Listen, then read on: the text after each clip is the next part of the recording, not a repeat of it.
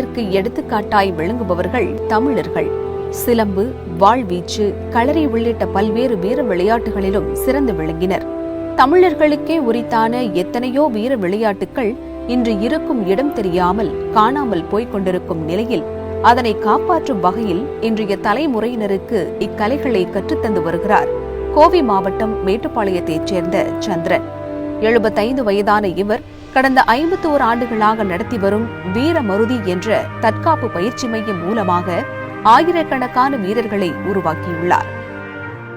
11 வயசிலிருந்து சிலம்பு சம்பந்தப்பட்ட கலைகளை 9 வருஷம் தொடர்ந்து கற்றுருக்கேன்.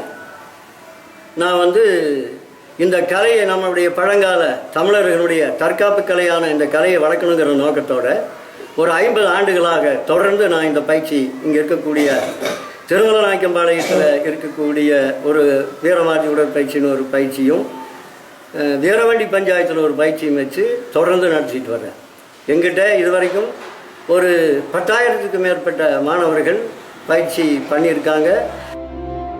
களரி, வாழ்வீச்சு, சிலம்பம், ஈட்டி, கைப்போர், குருவாடி, நெடுங்கொம்பு, சிறுதாங்குச்சி, மராட்டிய வீச்சு, சுருள்வாள், வெட்டுவாள், குத்துவாள் என 13 வகையான வீர கலைகளை கற்றுத்தரும் சந்திரன் இதற்காக ₹1 மட்டும் குரு தட்சிணையாக பெற்றுக் கொள்கிறார்.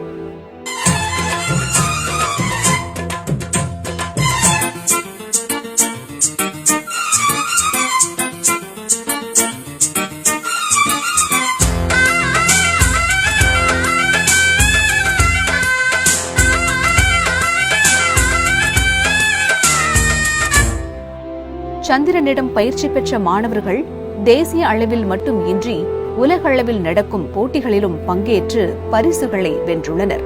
மலேசியாவில் நடந்த சர்வதேச சிலம்பு போட்டியில் சாம்பியன் பட்டத்தையும் மாணவர்கள் பெற்றுள்ளனர். மாணவர்கள் மட்டுமல்ல, மாணவிகளும் இந்த கலைகளை கற்றுக்கொள்ள ஆர்வம் காட்டுகின்றனர். குறிப்பாக களரி தற்காப்பு கலைக்கு அவர்கள் அதிக முக்கியத்துவம் தருகின்றனர்.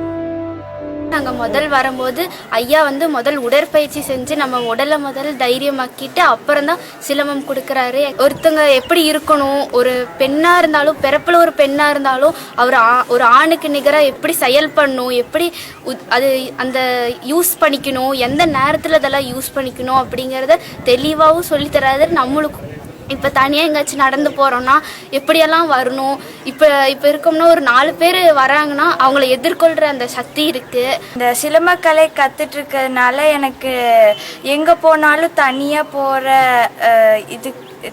போக முடியுது. யார் வந்தாலும் தனியாக நின்று சண்டை போட முடியும். இது எனக்கு ரொம்ப யூஸாக இருக்குது. விழுந்து வரும் பாரம்பரிய தற்காப்பு கலைகளை அடுத்த தலைமுறையினருக்கு கொண்டு செல்ல முயலும் சந்திரன் போன்றவர்களை ஊக்குவிக்க அரசு முன்வந்தால் இந்த வீர கலைகள் புத்துணர்வு பெறுவதுடன் தமிழர்களின் வீரத்தையும் உலகறியச் செய்ய முடியும்.